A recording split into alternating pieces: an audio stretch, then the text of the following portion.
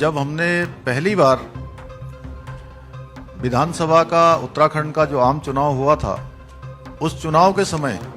आप सबके समक्ष हमने ये संकल्प रखा था, नई सरकार के गठन होते ही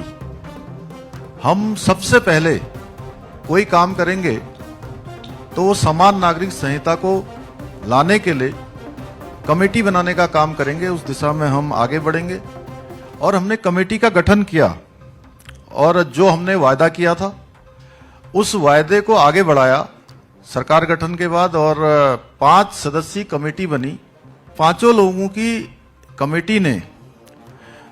इस ड्राफ्ट को बनाने का काम किया है, विभिन्न स्थानों पर गए हैं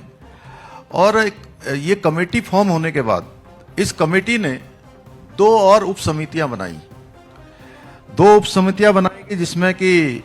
इसका प्रारूप तैयार करने के लिए और एक जनसंवाद कार्यक्रम करने के लिए। और पहली जो बैठक हुई, हमने उत्तराखंड के सुदूरवर्ती क्षेत्र, जिसको पहले उत्तराखंड का क्या देश का अंतिम गांव कहा जाता था, हमारे प्रधानमंत्री जी ने उस गांव को प्रथम गांव की संज्ञा दी, माणा गांव। बाद में लगातार पूरे प्रदेश के अंदर 43 स्थानों पर जनसंवाद के कार्यक्रम हुए और वेब पोर्टल में 2,33,000 लोगों ने अपने विचार दिए और प्रदेश के लगभग 10% परिवारों का इसमें कहीं ना कहीं उनके विचार सम्मिलित हो गए और ये देश का पहला ऐसा काम है समान नागरिक संहिता का जिसके लिए इतनी बड़ी संख्या में, ये पहला उदाहरण है कि 10% लोगों ने प्रदेश के अंदर अपनी राय इस पर रखी है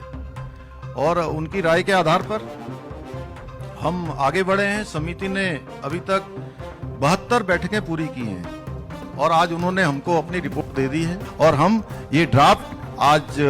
लाकर उसकी समस्त जो औपचारिकताएं हैं पूरी करेंगे। इसके बाद इसका जो विधिक रूप से जो परीक्षण है वो परीक्षण भी होगा, इसका अध्ययन करेंगे और चर्चा करने के बाद, परीक्षण करने के बाद विधानसभा का जो हमने विशेष सत्र, जो ये विशेष सत्र आ रहा है, इस सत्र में इसको रखेंगे और जो कानून बनना है, एक्ट बनना है, विधेयक बनना है, उस दिशा में हम आगे बढ़ेंगे।